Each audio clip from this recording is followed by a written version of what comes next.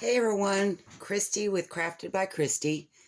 I know you're probably getting sick of the coffee filter thing, but I had a really good question asked what if we just soaked it in coffee, would it turn out the same way? So I did a little more testing just to see. This one, the lighter one, is I just dipped it real, quick like I would when I coffee dye or tea dye. And it turned out good. It's a little lighter.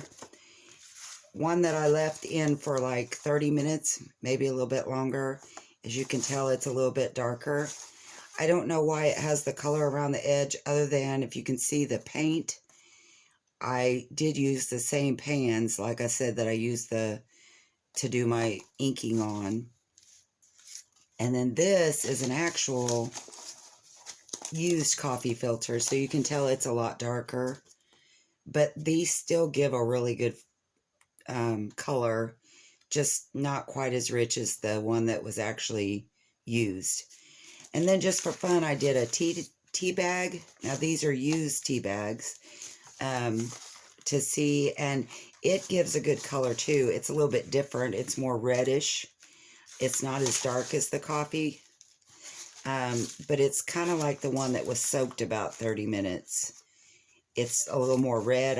You probably can't tell in the video, but in person it has a little more red color to it than the coffee does, but it's still really pretty. And this is really good because, of course, I can't drink enough coffee for how much paper I use, so that's a good alternative. I would let it soak for at least 30 minutes, maybe even longer. I bet if you let it soak overnight or, a couple hours, it would probably really have a good color to it. Something else I noticed that I'm sure everybody but me has thought of is that the ones that are just dyed are more pliable. They're not as thick as the one that actually had coffee in it. Even though I took all the coffee off, if you can tell, this one is, I don't know, stronger feeling. It's thicker. I mean, it's still pliable. You bend it, it doesn't break or anything, but it definitely has a heavier, sturdier texture to it than these others do. But I just thought I would show you real quick what I found out from dipping it versus actually, making coffee in it.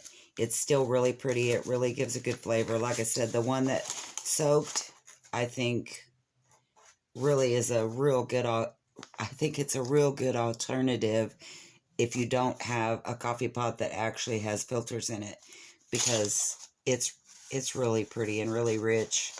Actually, myself, I may do, I don't know. I like them both. I guess it just depends on how much of a grunge look you're actually going for, but it's definitely a good alternative, and so are the tea bags. I like that. Let me know what you think, and if you have any suggestions on projects to make with it. And if I was going to put this in a journal, and like I said, I did put the used one in a journal, it's a lot stiffer than these. I would probably use these. I don't know. If I was going to make a whole journal out of it, I would probably use this as my cover, because it's just seems like it's more durable. I don't know. Maybe not. Might just be in my head. But anyway, and by the way, I'm sure you can tell I did do these on newer paper. It's very thin paper, like copy paper. It's not vintage paper at all. So the color that you see is actually, what you would get on just normal paper. If you were doing it on vintage paper, I'm sure these two would look even better. But anyway, thanks for joining me. Thanks for checking it out. If you like this, please give me a thumbs up, and if I could talk, subscribe to my channel. And if you have any more requests or ideas, let me know. I'd be happy to try it out. Thanks. See you next time.